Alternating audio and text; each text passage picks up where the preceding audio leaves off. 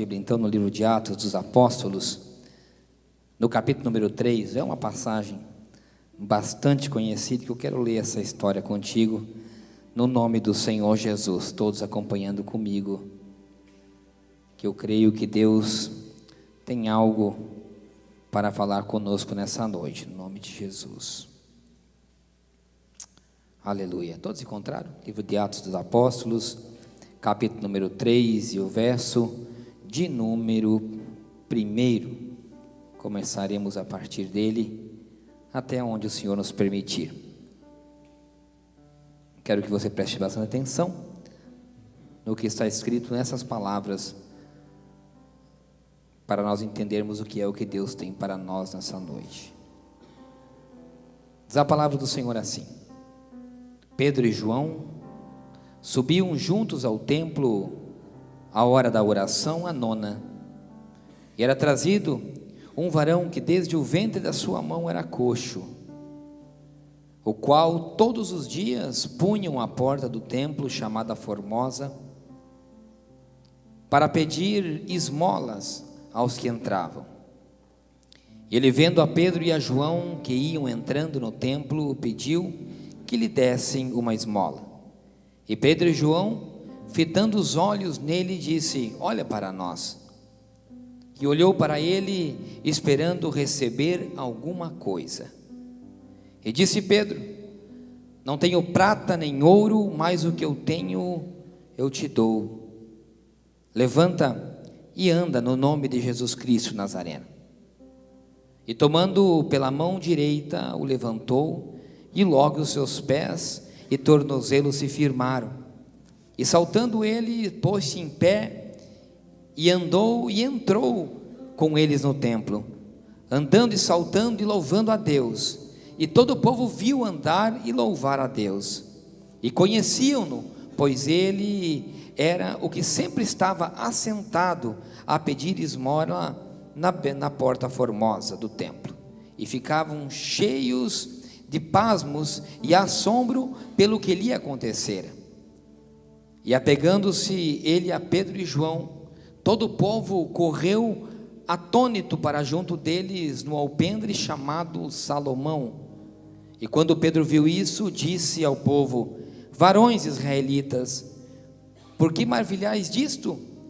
Ou por que olhais tanto para nós, como se por nossa própria virtude ou sanidade fizemos andar esse homem?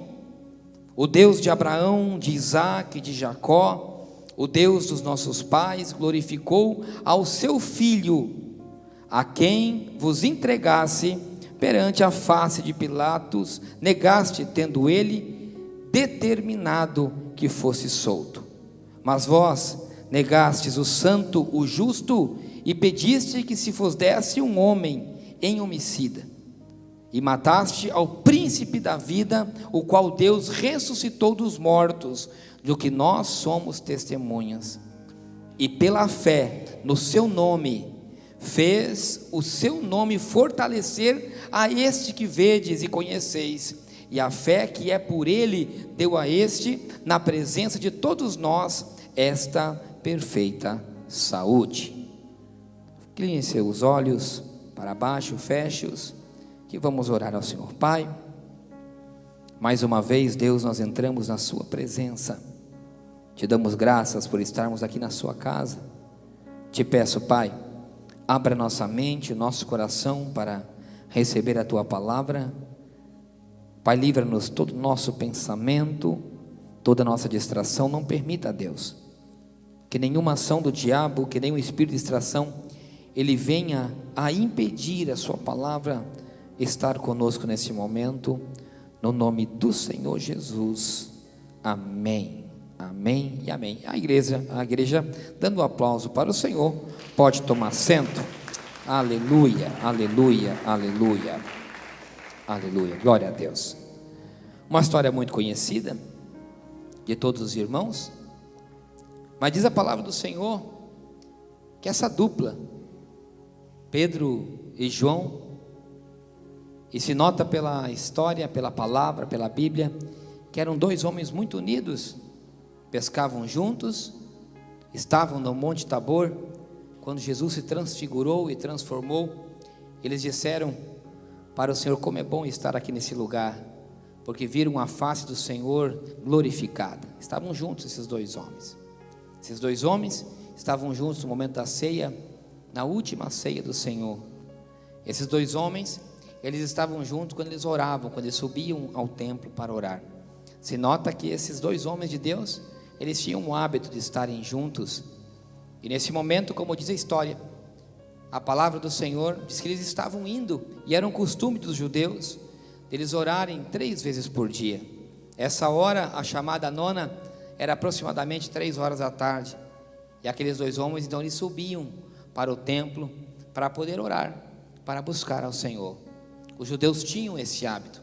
Por mais que esses dois homens tivessem, como estão nessa parte da história, o Senhor já estava morto, já não estava mais com eles. Eles já eram cristãos, tinham se convertido ao cristianismo, mas eles ainda não perdiam o hábito de orar, porque eles sabiam que orar fazia toda a diferença na vida daqueles, e bem como o próprio Senhor, aquele que andava com eles, deixava o maior exemplo de que constantemente eles subiam ao Monte das Oliveiras para orar com o Mestre e para estar com o Mestre em oração. Então eles sabiam que por mais que Jesus não estava mais com eles, eles deveriam orar e buscar a Deus.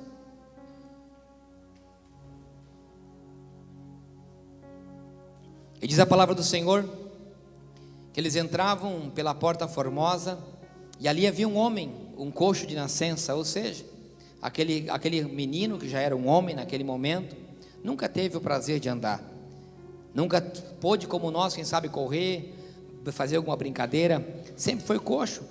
E os coxos, eles sempre eram praticamente abandonados pelas suas famílias, e eram determinados a viver de esmolas.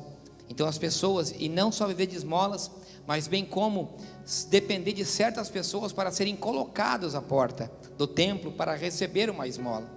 Interessante que é na porta do templo, pelo fato de que os judeus, eles tinham um hábito muito costumeiro de quando eles iam para a igreja, quando eles iam orar, quando eles iam no templo orar, eles sempre levavam ofertas. Por isso que eles estavam sempre nas portas das igrejas, para quando alguém passasse, tivesse misericórdia, eles jogavam um pouco de prata, um pouco de ouro, moedas, denários, e aquilo, quem sabe, ajudaria na alimentação daquele coxo, daquele mendigo. E naquela circunstância, vem entrando justamente esses dois homens de Deus, Pedro e João.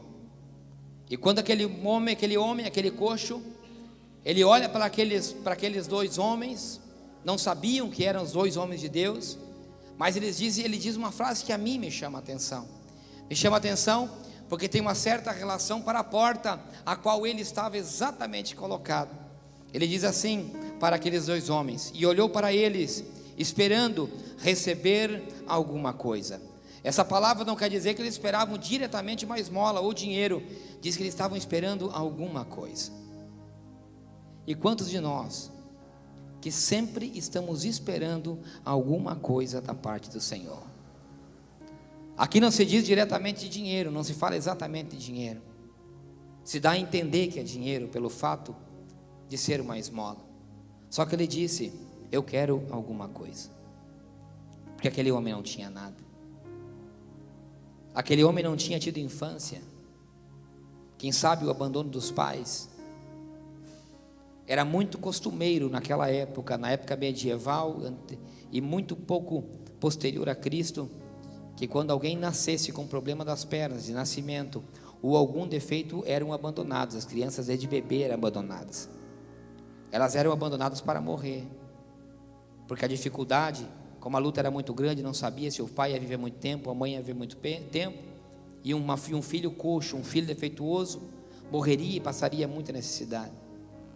Aquele moço, quem sabe, foi abandonado, viveu pela misericórdia. Dificilmente um homem daquele, ele teve uma relação afetuosa com uma outra mulher, com outro relacionamento. Aquele homem não tinha família, não tinha esposa, não tinha alegria de ter chegado numa sua casa, receber o abraço da esposa e quem sabe o abraço de um filho. Aquele homem não tinha um trabalho, ele não tinha alegria de levantar pela manhã, ir a um trabalho, ganhar o pão de cada dia para levar para a sua casa. Na cabeça daquele homem não havia nada a não ser depender de favor de alguém para colocá-lo à porta do templo para que ele possa sobreviver. E quantos de nós estamos às vezes esperando algo da parte do Senhor? Quem sabe você entrou aqui nessa noite dizendo: Pai, eu quero algo da tua parte. Pode ser que você tenha trabalho, pode ser que você tenha esposa, esposo, filhos, mas quem sabe você se encontra só e se sente só, assim como esse homem se sentia. Eu não estou falando de valores financeiros, eu estou falando de valores morais, que são muito mais importantes do que qualquer finança no bolso de alguém. Você pode ter $1 milhão no banco, mas se você não tiver alegria dentro da sua casa, você nunca será feliz. Hoje um homem me procura para conversar pela manhã e abre seu coração. Suas finanças muito bem, mas ele me disse: eu trabalho todo dia, o meu único prazer é trabalhar, porque eu não tenho prazer de ir para a minha casa. Tenho carro, posso viajar para onde quiser, só que eu não tenho prazer de convidar minha esposa para ir comigo, porque eu já não me dou bem com ela. Parece que o amor chegou ao fim. Enquanto muitos buscam e buscam e buscam a contemplação financeira, muitos buscam a felicidade. Muitos têm o dinheiro, mas não têm a felicidade. Outros têm a felicidade e não têm o dinheiro. Eu prefiro ficar com a felicidade, com o amor de Deus, do que com o dinheiro. Porque de nada vale você ganhar o mundo e perder a sua salvação, como diz a palavra. E aquele homem, ele pede algo. É como ele está dizendo: socorre-me, alguém me socorre. Ele olha para aqueles 2 homens que estão entrando e ele pede socorro. Quem sabe você nessa noite também está pedindo socorro. Ele é colocado na Porta Formosa. A tradução da Porta Formosa do grego para o português é algo mais ou menos assim: algo que dá o seu fruto na estação própria. E aquele moço, ele pede algo. Ele está justamente colocado no lugar em que no momento certo vai dar o seu fruto. E justamente aqueles homens olham para ele e Pedro diz: eu não tenho prata e nem ouro para te dar, mas o que eu tenho eu te dou. E essa palavra me pareceu tão profunda no meu coração, irmãos, que eu fiquei minutos somente refletindo nela. Eu olho para esses 2 homens e eu vejo a contramão do cristão de hoje. Muitas pessoas e muitas igrejas estão cheios de ouro e de prata para dar, mas não tinham o que Pedro e João tinham para oferecer. João e Pedro não tinham prata nem ouro, mas eles tinham a graça de Deus sobre a vida deles para oferecer. A igreja de hoje busca prata e ouro e deixa descartado a graça de Deus para oferecer.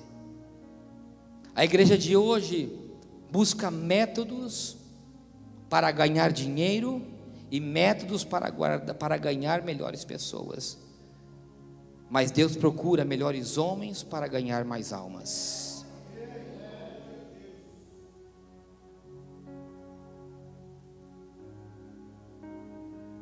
Eu vejo a igreja de hoje, a igreja cristã de hoje, encontrando muitos métodos e começa a se copiar. Quando uma outra igreja dá certo, ele diz assim: o que é que aqueles estão fazendo? Aí ele diz assim: não, lá eles estão fazendo o culto de tal forma, o método que eles estão usando de visita é tal, o método e que aquela outra igreja está usando é tal, está dando certo, está enchendo de pessoas dentro da igreja. Olha como eles cresceram, olha como as finanças daquela igreja melhorou. Olha, eles construíram um templo novo. Começam a buscar métodos para ganhar ouro e prata. E o que eu encontro na vida daqueles dois homens, quando aquele moço pede algo, ele pede socorro. Aquele homem procurava alguém que o socorresse. Quem sabe quantos judeus, quantos religiosos passaram para entrar no templo, um monte de dinheiro no bolso. Quem sabe quantas esmolas ele ganhou, quanto dinheiro que ele recebeu de esmola de religiosos que entravam. Quem sabe era de uma denominação ou de outra.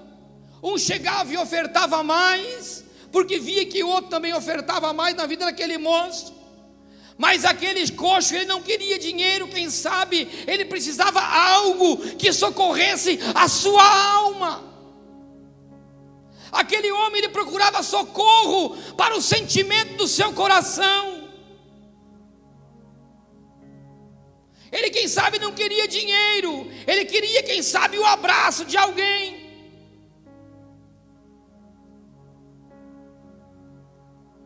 Mas aqueles dois homens tinham algo diferente. Aqueles dois homens buscavam a Deus em oração. E o que eles tinham para oferecer era graça, poder e autoridade sobre a vida deles. Eles chegam, olham para aquele moço e dizem: eu não tenho prata nem ouro. Quem sabe no sentido da palavra, aquele moço diz assim: não é isso que eu quero. Não é isso que você quer. O que é que você quer? Eu quero caminhar. Eu quero ter uma família. Eu quero poder trabalhar.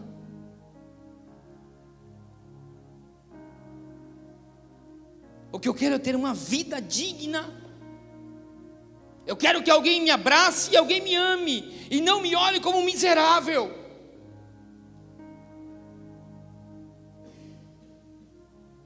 Quantos, quem sabe aí fora, meus irmãos, quantas pessoas aí fora não estão preocupadas com o dinheiro? Quantas pessoas aí fora só estão preocupadas em receber uma palavra de consolo, em receber uma oração, em receber algo da parte de dois cristãos que estão caminhando na rua. O que é que você, como cristão, tem para oferecer? Me diga. Se alguém fala para você, me dê algo, o que é você, como cristão, tem para oferecer? Quem sabe você tem dinheiro no bolso para oferecer. Mas essa palavra diz que o que aqueles dois homens não tinham era dinheiro, mas eles tinham a graça e o poder de Deus sobre a vida deles. Porque Deus não unge métodos, Deus unge e dá autoridade a pessoas. Quando eu digo que a igreja busca métodos para alcançar pessoas, Deus busca homens para alcançar almas. Então a igreja não tem que se preocupar com o método de crescimento. A igreja não tem que se preocupar se a igreja do vizinho cresce ou a dela deixa de crescer.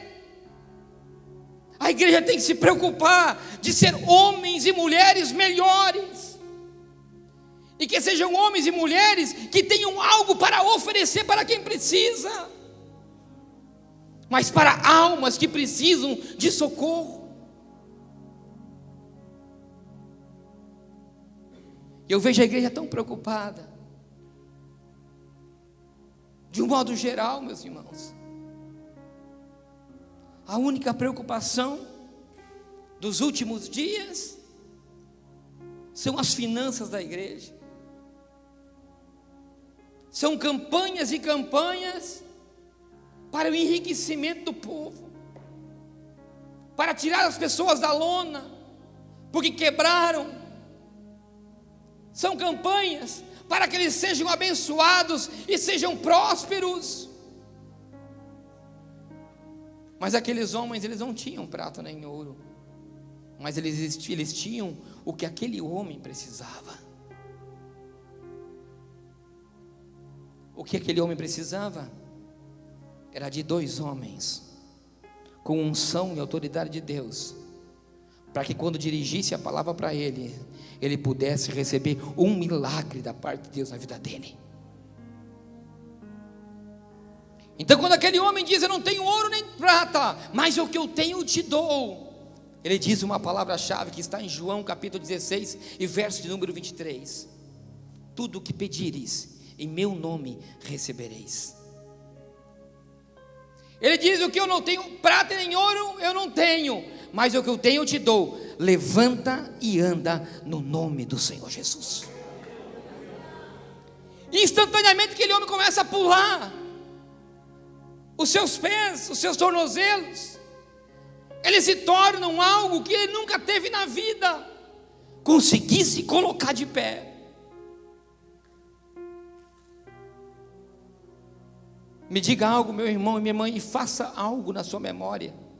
Traga alguma pessoa na sua memória que você sabe tem todas as suas faculdades físicas em perfeito estado, porém não consegue se levantar.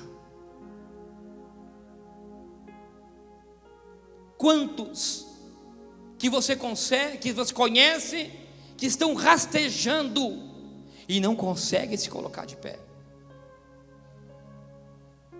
Quantos dentro da igreja, do seu lado, quem sabe,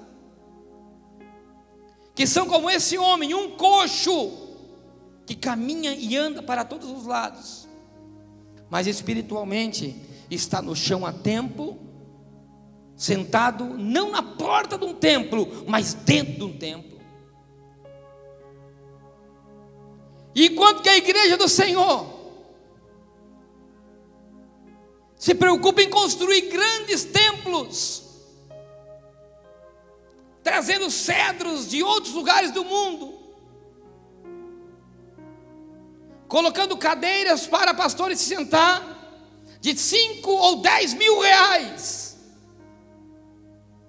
fazendo campanha para arrecadação e construções de templo.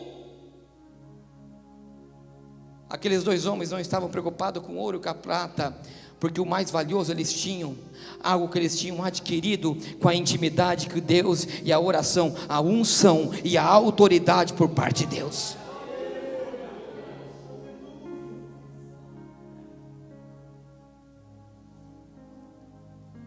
E eu olho para a igreja de hoje,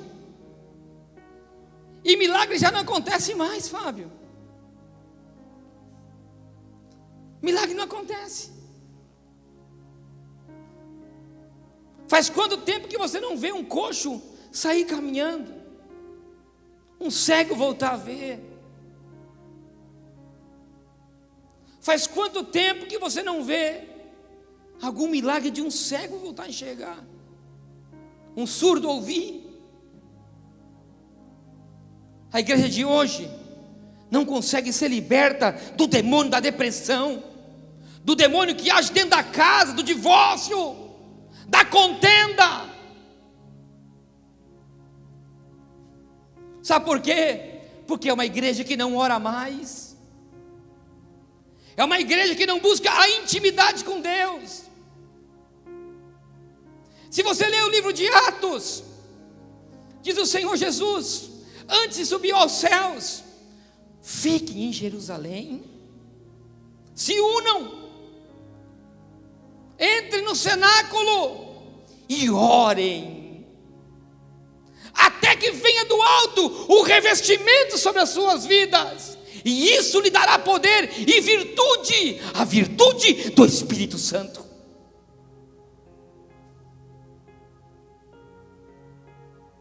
Aqueles 2 homens tinham a virtude do Espírito Santo. Aqueles 2 homens foram resgatados numa praia. Aqueles 2 homens buscaram e pagaram o preço da oração. Aqueles 2 homens entendiam, com o texto que nós lemos, que a autoridade não estava sobre a vida deles, mas a autoridade estava no nome dele. Quando aquele coxo começa a andar, e a minha referência a essa palavra não é o coxo, não é o milagre do coxo,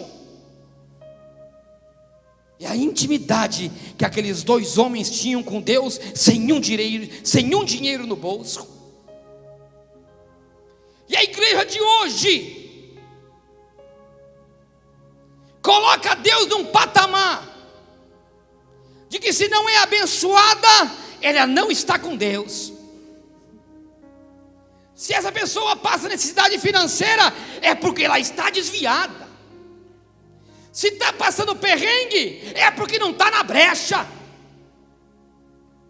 As pessoas ligam a bênção financeira a Deus.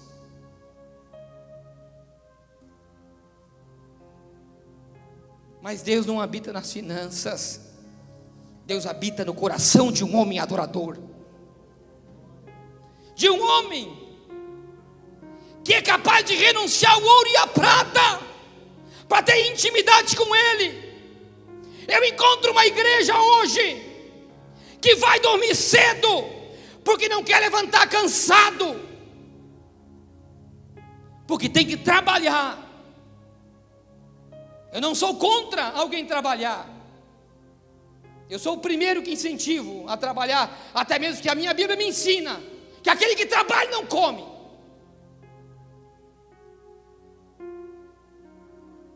Agora eu encontro homens e mulheres de Deus nessa palavra, nessa Bíblia, nessa que o Senhor nos deixou, que não se saciavam de buscar a Deus em oração, que buscavam a Deus a toda hora, a todo instante, porque sabiam que a oração era a chave do recebimento da virtude do Espírito Santo. Atos capítulo 4, verso 1. A palavra do Senhor que eles estavam orando, quando um vento impetuoso entrou naquele quarto, e todos foram cheios do Espírito Santo de Deus. O que eles estavam fazendo? Planejando métodos para ganhar pessoas, porque a igreja começava? Não, eles buscavam a Deus em oração, porque eles sabiam que precisavam do Espírito Santo para que algo acontecesse na vida deles. E a igreja de hoje não ora, a igreja de hoje não quer pagar preço, a igreja de hoje não jejua. E eu vou contar uma coisa para você, meu irmão: não existe segredo, não existe método. A única coisa que existe para que algo aconteça no mundo espiritual é você ter a unção de Deus sobre a sua vida. E a unção de Deus na sua vida só vem, não é com métodos, não é com cursos teológicos, é com intimidade com Deus. Não tem outro caminho. Uma vez eu li um livro, no maior avivamento que houve na década de 80 na Coreia. As pessoas saíam do lugar do mundo inteiro para ir na Coreia ver o que acontecia com aquele pastor. Como que tanta gente que tinha culto todo dia, e havia fila, uma igreja para não sei quantas mil pessoas, as pessoas ficavam do lado de fora esperando horas para poder entrar no culto, e era turno em cima de turno. Enquanto uma multidão entrava por uma porta, uma outra multidão entrava pela outra. As pessoas iam do mundo inteiro para conhecer o avivamento que acontecia na Coreia. Então eles chegam para o pastor, e todos indagavam a mesma coisa, perguntavam: o que acontece? Qual é o método? O que faz que haja um tanto avivamento? Que as pessoas vêm do mundo inteiro aqui para conhecer. Ele dizia: não existe métodos, existe oração, oração e oração.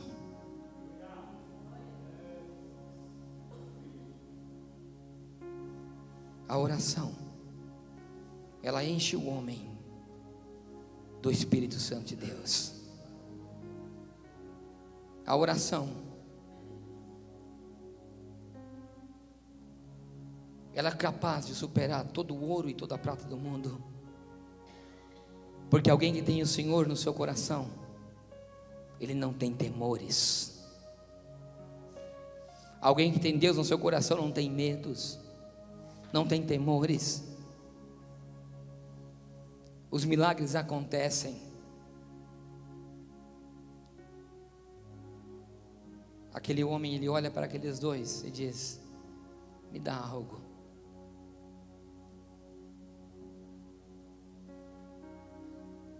Eu quero que você imagine agora você. Se alguém pedir para você: me dê algo da parte do Senhor, o que é que você tem para oferecer hoje?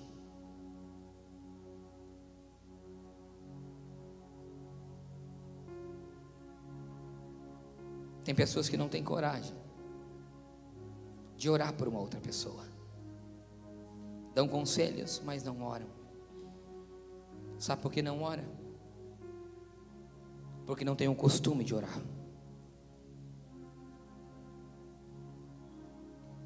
Não oram porque não tem o prazer de orar.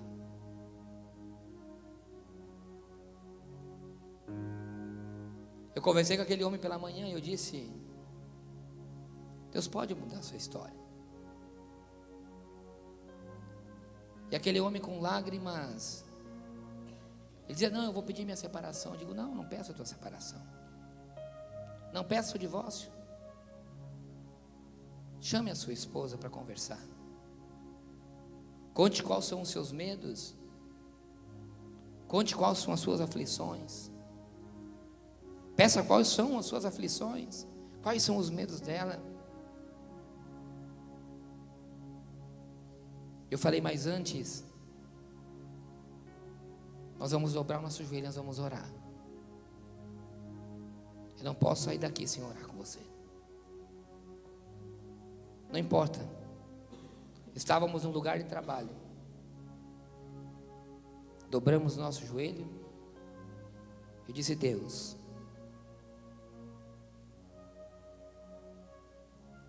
entra na vida desse homem, na vida desse casamento. Traga alegria.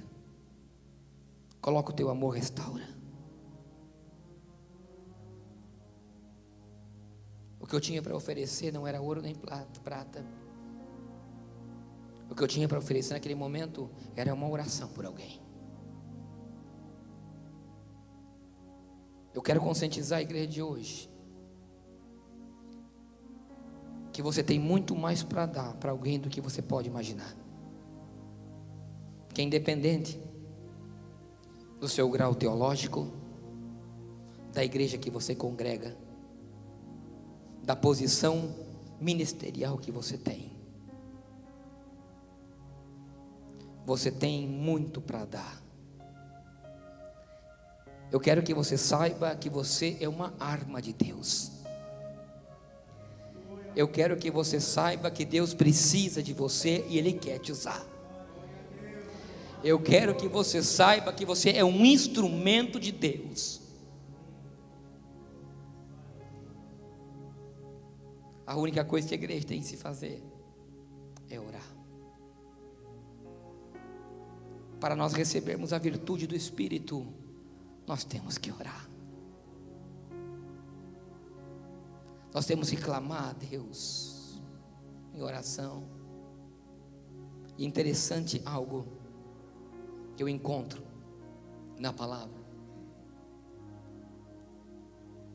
que os homens de Deus oravam muito juntos. buscavam a Deus juntos. Pedro e João estavam indo para o templo juntos para orar. Igreja, vamos orar. Não é em vão que nós estamos fazendo essa campanha de 40 dias de oração. Eu lhe confesso que a cada dia meu coração arde mais para chegar às 22 horas para a gente orar. Revezamos eu e a Dani por causa do Vitinho, e pelas crianças que não podem ficar até meia-noite todo dia acordado, impossível. Mas irmãos, anseie buscar a Deus em oração. Não importa o dinheiro, não importa o ouro nem a prata, mas o que nós teremos no nosso coração, que é a presença de Deus, isso nós vamos entregar para as pessoas que precisam. E os milagres, eles vão acontecer no nome do Senhor Jesus. Sabe por quê? É como diz aquela canção: aonde tem ungido, tem poder de Deus. Atos capítulo 1, verso 8 diz que: e recebereis poder quando venha sobre vós o Espírito Santo. Só que o poder, ele não está na mão do homem, ele está no nome de Jesus. A última palavra do homem pode ser uma sepultura e uma morte, mas a última palavra de Deus foi um sepulcro aberto e ressuscitado. Enquanto que você acha só a morte, enquanto que muitos temem a morte de um homem foi o princípio da vida.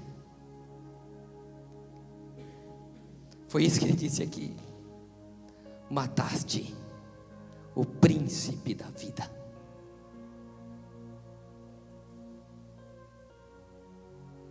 Não temas nada.